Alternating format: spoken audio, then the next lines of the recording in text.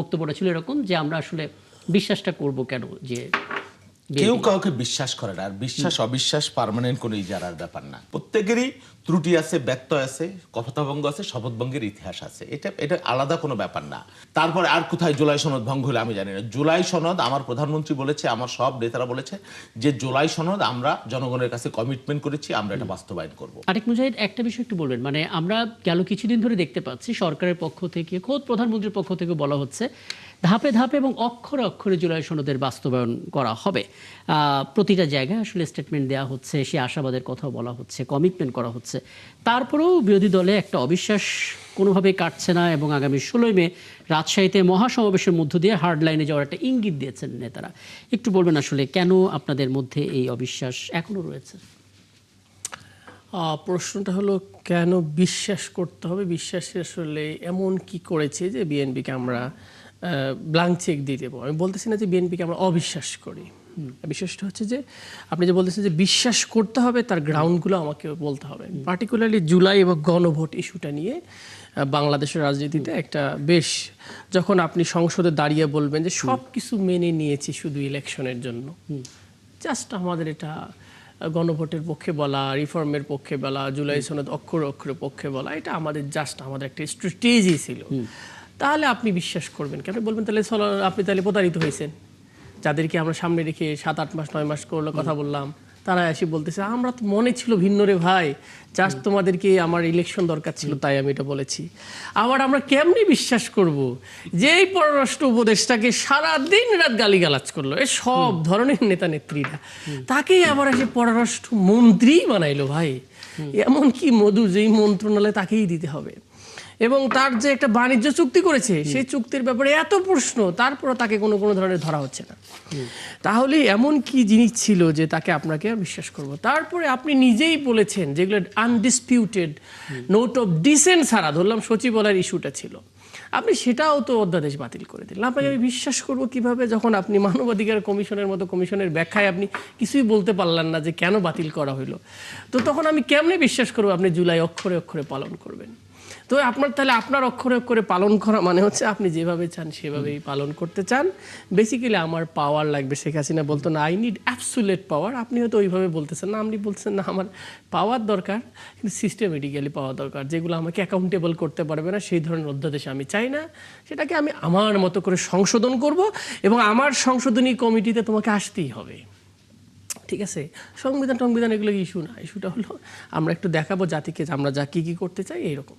এই জন্য আপনাকে বিশ্বাস করার কোনো ধরনের আমার এখন আমি বলতেছি না যে অবিশ্বাস করতেছি। আমরা চাই যে বিএনপি তার হেদায়েতের পথে আসুক। হেদায়েতের পথে মানে বাংলাদেশকে রিকনস্ট্রাক্টের পথে, বাংলাদেশকে ফেসিস স্টাইল থেকে একটা ডেমোক্রেটিক স্টাইল ট্রানজিশনের জন্য যে ইনস্টিটিউশন ডেভেলপমেন্ট দরকার, সেই ইনস্টিটিউশন ডেভেলপমেন্টের জন্য যে ল বা অধ্যাদেশগুলো ছিল সেগুলোকে রিইনস্টল করা দরকার, এবং সেটার করার জন্য যে মেজর চেঞ্জ দরকার, রিফর্ম দরকার, সেই চেঞ্জটা করার জন্য আপনার গণপরিষদ বলেন বা সংবিধান সংস্কার পরিষদ, সেই কাউন্সিলটা হওয়া দরকার ছিল। এটার মাধ্যমে একটা বাংলাদেশে ফুললি একটা শিপমেন্টে যেতে পারতাম। আমি একটু ব্যাখ্যা জানার চেষ্টা করি তাহলে। বিএনপি দলীয় সংসদ সদস্য শহীদুল ইসলাম বাবুল যুক্ত হয়েছেন। হ্যাঁ, বিএনপি দলীয়। তো আপনাকে আমন্ত্রণ জানাচ্ছি। একটা বিষয় একটু আপনি শুনলেন, ডাক্তার আতিক মুজাহিদ বললেন, প্রথমত স্বরাষ্ট্রমন্ত্রী একটা বক্তব্য যেখানে স্বরাষ্ট্রমন্ত্রী বলছিলেন যে আমরা আসলে মেনে নিয়েছি সেই পরিস্থিতি বিবেচনা করে। দ্বিতীয় বিষয়টা বললেন যেটি পররাষ্ট্র উপদেষ্টা ছিলেন তাকে নিয়ে অনেক ক্ষোভ ছিল, পরবর্তীতে তিনি পররাষ্ট্রমন্ত্রী হিসেবে আছেন। খলিলুর রহমানের কথা বলা হচ্ছে। বাণিজ্য চুক্তি, যুক্তরাষ্ট্রের সঙ্গে যে বাণিজ্য চুক্তিটা হয়েছে সেই বাণিজ্য চুক্তি নিয়েও আসলে সমালোচনা আছে। তো এই বিষয়গুলো নিয়ে একটু বলে রাখি তাদের দিক থেকে, অর্থাৎ এনসিপি দলীয় সংসদ সদস্য বক্তব্যটা ছিল এরকম যে আমরা আসলে বিশ্বাসটা করব কেন যে কেউ কাউকে বিশ্বাস করে না। আর বিশ্বাস অবিশ্বাস পার্মানেন্ট কোনো ইজারার ব্যাপার না। কেন বলছি দেখেন, এই যে আমার ভাই আতিক মুজাহিদ যাদের সাথে জোট করেছে তাদের বিষয়ে তাদের বক্তব্যটা একটু শুনেন। জামাত ইসলামী ভারতের এক্সটেনশন, এনসিপি সংস্কার নামে ভণ্ডামি করছে জামাত, আচ্ছা মুনাফেকের দল জামাত, ধর্মের নামে চেতনার ব্যবসা করছে জামাত, তার জামাতের মুখে এক অন্তরে আর এক। তারপরে জামাতের রাষ্ট্র ক্ষমতায় যাওয়ার প্রশ্নই আসে না। তাদের রাজনৈতিক দর্শন, অতীত আচরণ বাংলাদেশের স্বাধীনতার মানচিত্র ও জাতীয় চেতনার পরিপন্থী। জামাতকে উদ্দেশ্য করে এনসিপির বক্তব্য, বেশি দিন আগের না। সেই এনসিপি জামাতের সাথে ধরম মরম সিবি টিম হয়ে গেছে। তাহলে রাজনীতিতে পার্মানেন্ট কোনো বক্তব্য বিবৃতি আছে? একজন মানুষের আতিক মুজাহিদের আজকের অবস্থান যদি দেশ বিরোধী হয় আর আগামীকালের অবস্থান যদি দেশের পক্ষে হয়, মানুষের পক্ষে হয়, আমি সেটা গ্রহণ করব না? তার ভালোটুকু আমি গ্রহণ করব না? তার খারাপটুকু আমি বর্জন করব না? বক্তব্যটা এখানে ওই বিষয়ে যেটা বলেছেন। আর একটা বিষয় কি বলেছিলেন, সেই জন্য কেউই বাংলাদেশের রাজনীতিতে দোয়া তুলসী পাতা না, অবতার না। বাংলাদেশের রাজনীতিতে প্রত্যেকেরই ত্রুটি আছে, ব্যত্যয় আছে, কথাভঙ্গ আছে, শপথভঙ্গের ইতিহাস আছে। এটা আলাদা কোনো ব্যাপার না। আর স্থায়ী শত্রু মিত্র বন্ধু এটাও রাজনীতিতে কোনো পার্মানেন্ট সেটেলমেন্ট না, ইস্যু না। তারা যে ভূমিকা পালন করছে আমরা স্বাগত জানাই। পার্লামেন্টারি ডেমোক্রেসিতে সব একদল হয়ে যাবে, বিএনপি হয়ে যাবে, এটাও কাম্য না। অবশ্যই সমালোচনা করতে হবে। বিএনপির ভালো সমালোচনা যদি থাকে সেটাও করার দরকার আছে, খারাপ কিছু যদি থাকে সেটাও ধরিয়ে দেবার ব্যাপার আছে। কিন্তু আমার বন্ধুরা শুধু বিএনপির ছিদ্রই খুঁজে। ভালো যে কাজকর্ম বিএনপি এই পর্যন্ত যা করেছে একটাও তাদের চোখে পড়ে না। এটাই হলো আমাদের দুর্ভাগ্য। বিএনপি যে প্রতিষ্ঠার পর থেকে, এই সরকার গঠনের পর থেকে একজন মানুষকেও গুম করে নাই, এই বিষয়টা আমাদের ভাইয়েরা একবার বলে নাই। রাজনৈতিক প্রতিহিংসার কারণে, মতাদর্শের কারণে কয় বিএনপি নাকি ফ্যাসিস্ট হয়ে গেছে, বক্তব্য দেবার কারণে একজন মানুষকেও গ্রেফতার করা হয়নি। 7 জনকে অ্যারেস্ট করা হয়েছে। যাদেরকে অ্যারেস্ট করা হয়েছে তাদেরকে অ্যারেস্ট করা হয়েছে রাজনৈতিক খিস্তিখোর, নোংরা, অশুদ্ধ, অশুচি, অশোভন এইসব ব্যক্তি আক্রমণ, পারিবারিক আক্রমণ এইসবের বিরুদ্ধে। এবং এগুলোকে যদি আমার ভাইরা সাপোর্ট করে সেটা হবে বাংলাদেশের রাজনীতিতে 5ই আগস্টের পূর্ববর্তী ব্যাপার, পরবর্তী কোনো ব্যাপার না। রাজনীতির কারণে এবং যেই সব নোংরা, অশ্লীল যেগুলো শেখ হাসিনার আমলে কম হয়েছে সেই বিষয়ে কাউকে গ্রেফতার করা হয়েছে। এমনও ঘটনা আছে যাকে আগের দিন গ্রেফতার করা হয়েছে, পরের দিন তাকে ছেড়ে দেওয়া। কিন্তু মুশকিল হচ্ছে যেটা স্পষ্ট করে বলা হলো, এটা বিরাট সংখ্যা, 18 কোটি মানুষের দেশে 7 জন। না, ওগুলো ব্যাখ্যা তুমি পারবো আপনার কাছ থেকে জানতে আস্তে আস্তে। কিন্তু যেটা আপনার কাছে সরাসরি জানতে চাই, প্রধানমন্ত্রী স্পষ্ট করেছেন যে জুলাই সনদ ধাপে ধাপে সেটা বাস্তবায়ন করা হবে, অক্ষরে অক্ষরে করা হবে। কিন্তু বিরোধী দলের পক্ষ থেকে স্পষ্ট কথা আমরা কেন বিশ্বাস করব? কোন জায়গাটা আছে যেটা বিশ্বাস করার? কারণ অনেকগুলো পয়েন্ট তারা। আচ্ছা, কেন বিশ্বাস করবেন আমি আপনাকে বলি। এই যে অন্তর্বর্তী সরকারের আমলে যতগুলো অধ্যাদেশ, 132টা না 29টা অধ্যাদেশ, 12টা বাদে সবগুলো অধ্যাদেশ পাশ করা হয়েছে। এর ভিতর অনেকে জুলাই সনদের ব্যাপারে, জুলাই সনদের মধ্যে অন্তর্বর্তী ছিল। জুলাই সনদে যেই বক্তব্য দেওয়ার, যেই বিষয়গুলো দেওয়া হয়েছে, যেমন জুলাই সনদে বলা হয়েছে যে জুলাই সনদের 22-এর ক্ষয়ের অনুচ্ছেদে বলা হয়েছে যে জুলাই সনদ পরবর্তী নির্বাচনে নারীদের মনোনয়ন বিএনপি 100% না পারলেও 3.5%, 4% কভার করেছে। আমাদের জামাতের প্রধান বিরোধী দল 1% 0% কভার করেছে। তার মানে তারা জুলাই সনদ ভঙ্গ করেছে প্রথম, সবার আগে। তারপরে জুলাই সনদ পরবর্তীতে প্রথম সংসদ, সেই সংসদের ডেপুটি স্পিকার বিরোধী দল থেকে দেওয়া হবে একজন। আমরা প্রস্তাব করেছি, তারা দেয় না। তারা জুলাই সনদ ভঙ্গ করেছে।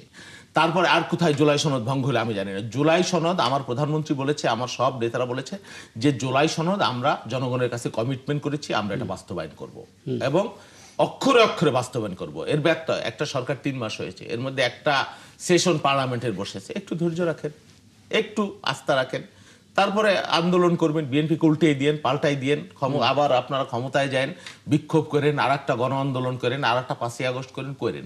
কিন্তু একটু দয়া করে দেখেন, একটু অবজার্ভ করেন। কতদিন পর্যন্ত সেটা? না, কতদিন এটা নিশ্চয় করে বলা যাচ্ছে না। হ্যাঁ, দেখবেন, অবশ্যই 5 বছর প্রয়োজনে দেখবেন। 5 বছর বিএনপির টার্ম। যদি 5 বছরে বিএনপি জুলাই সনদ বাস্তবায়ন না করে, জনগণের সাথে বিশ্বাসঘাতকতা করে, অবশ্যই 5 বছর পরে যে নির্বাচন হবে, কেয়ারটেকার সরকারের অধীনে, নির্দলীয় সরকারের অধীনে, সেই নির্বাচনে বিএনপিকে বর্জন করবে মানুষ, আপনাকে ভোট দেবে, বিপুল পরিমাণ ভোট দিবে। আপনি সরকার গঠন করবেন, আপনি জুলাই সনদ 100% বাস্তবায়ন করবেন। অসুবিধা কি?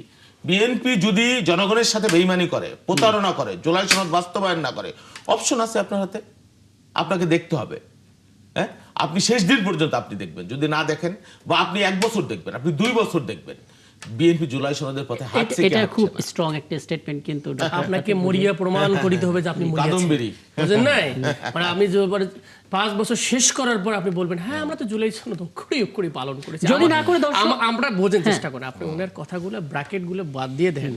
ওখানে যেটা আছে জুলাই সনদ, কেন ওনারা জুলাই সনদের কথা বলে, কেন গণভোটের কথা, একটা জিনিস মিক্সিং করে ফেলেন। আগেই বলেছিলাম কোয়াইট ডিফারেন্ট ইস্যুস। এখন তো গণভোটে চলে গেছে আমার ভাই, জুলাই সনদ এখন আসবে না। কারণটা কি? উনি জুলাই সনদ ভঙ্গ করেছে। জুলাই সনদ ভঙ্গ করছে, উনি যেটা বলে কিভাবে ভঙ্গ করছে, 5% নারী নেত্রী দেয় না। ওটা উনি, আমি তো ওইখানে ছিলাম, 0% দেয় না। আমি বলি শোনেন, বলছে gentleman agreement, this time we will try to 5%। ওই পয়েন্টে, ওই 5%-এর পয়েন্টে এনসিপি বলছে মোর দেন 5 পয়েন্ট আমাদের নিতে হবে। 10%-এর কথা কমেন্ট করছে। ভাই এনসিপি আর জামাত কি আলাদা? আপনি বলে আবার জামাত কি? একই তো।